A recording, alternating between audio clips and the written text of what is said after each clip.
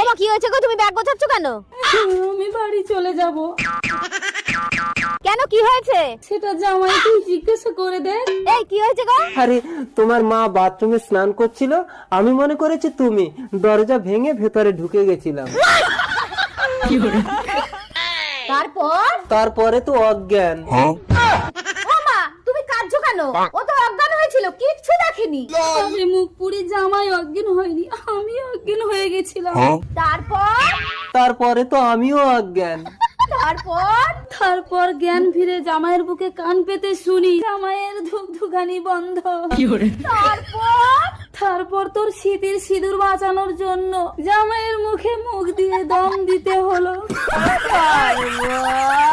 खत्म। দম দাও মুখে দম দাও।